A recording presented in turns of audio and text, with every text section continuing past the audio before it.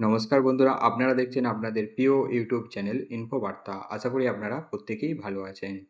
বন্ধুরা, পশ্চিমবঙ্গের কৃষকদের জন্য রাজ্য সরকার কৃষক ভাতা প্রদান করছেন। এই ভাতার আওতায় প্রতি মাসে ১,০০০ টাকা আর্থিক সহযোগিতা দেওয়া হয়। যদিও আজকের এই ভিডিওটিতে আমরা বিস্তারিত আলোচনা করব কিভাবে কৃষক ভাতার ফর্ম সংগ্রহ ও পূরণ করবেন এবং কোথায় জমা দেবেন।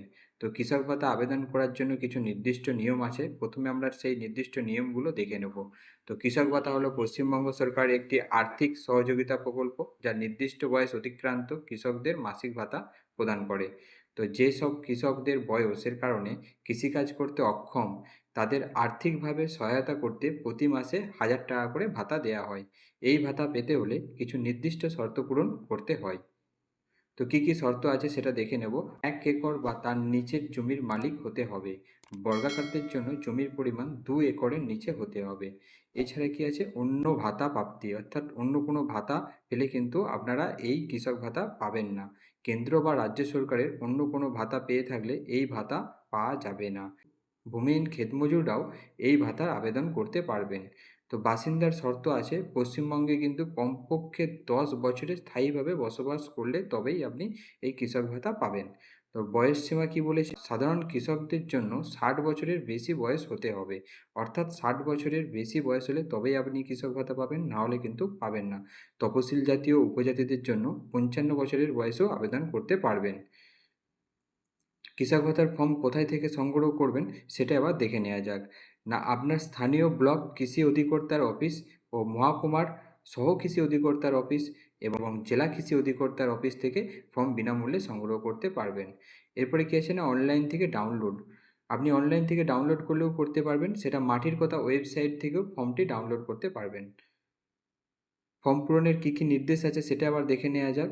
না, আবেদনকারীর ব্যক্তিগত তথ্য লাগবে, ওর সাথে লাগবে ঠিকানার বিবরণ, অর্থাৎ আপনি কোথায় থাকেন সেই বসবাসের ঠিকানার আপনাকে সম্পূর্ণ তথ্য দিতে হবে। পরিচয়পত্রের তথ্য দিতে হবে, অর্থাৎ ভোটার কার্ড নম্বর বাধ্যতামূলক এবং চাইলে আধার কার্ড নম্বরও দিতে হবে। অর্থনৈতিক অবস্থা আপনার খতিয়ে দেখবেন এবং জমির পরিমাণ, খতিয়ান নম্বর ও চাষযোগ্য জমির বিবরণ দিতে হবে। বর্তমানে চাষাবাদ করছেন কিনা সেটাও উল্লেখ করতে হবে। পারিবারিক অবস্থা সম্পর্কে আপনার দিতে হবে। তো পরিবারের সদস্যদের নাম, বয়স, পেশা, তাদের আয় এবং আবেদনকারীর সঙ্গে তাদের কী সম্পর্ক আছে সেটা এখানে উল্লেখ করতে হবে। এছাড়া যেসব ডকুমেন্টসগুলো লাগবে সেগুলো হলো, আবেদনকারীর ফর্ম পূরণের জন্য প্রয়োজনীয় কী কী ডকুমেন্টস লাগবে সেটা এবার দেখে নেওয়া যাক। না, প্রয়োজনীয় তথ্য হিসেবে বয়সের প্রমাণপত্র আপনার লাগছে।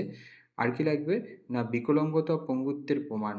যদি আবেদনকারী বিকলাঙ্গ বা পঙ্গু হন তবে উপযুক্ত প্রমাণপত্রের কপি, যেমন ভোটার কার্ডের জেরক্স ও আধার কার্ডের কপি জমা দিতে হবে। এছাড়া কি বলছে না, জমির পর্চার কপি দিতে হবে, বর্তমানে নিজস্ব জমির পর্চার জেরক্স কপি দিতে হবে। কৃষি কার্যক্রম, অর্থাৎ আপনি কৃষিকার্যের সঙ্গে যুক্ত আছেন কিনা সেই বিষয়ে নিশ্চিত করার জন্য কৃষিপ্রেমিক হিসেবে পশ্চিমবঙ্গে কত বছর বাস করছেন তার প্রমাণ দিতে হবে। এছাড়া কি যে স্থানীয় অঞ্চলের প্রধানের সার্টিফিকেট, একটা প্রধানের সার্টিফিকেট লাগবে। জাতীয় উপজাতির প্রমাণ হিসেবে প্রমাণপত্র লাগবে। ভাতা গ্রহণের প্রমাণ লাগবে, অর্থাৎ আপনি কেন্দ্রীয় বা রাজ্য সরকারের কাছ থেকে কোনো রকম ভাতা গ্রহণ করছেন না সেরকম একটি প্রমাণপত্র কিন্তু লাগবে, যা স্থানীয় ব্লক উন্নয়ন অধিকারিকের শংসাপত্র কিন্তু। স্বাক্ষরের প্রমাণ, শনাক্তকরণের জন্য গ্রাম পঞ্চায়েত বা অঞ্চলের প্রধানের সিলমোহরের সহ পূর্ণ স্বাক্ষর। রেফারেন্সের প্রয়োজনীয় তথ্য, স্থানীয় গ্রাম প্রধানের সিলমোহর সহ পূর্ণ স্বাক্ষর লাগবে। বিএল এবং এলআরও, রেভিনিউ অফিসার, রেভিনিউ ইন্সপেক্টরের স্বাক্ষর সহ সিলমোহর কিন্তু লাগছে। আর কি লাগবে, ব্লক উন্নয়ন অধিকারিকের সিলমোহর সহ স্বাক্ষর লাগবে।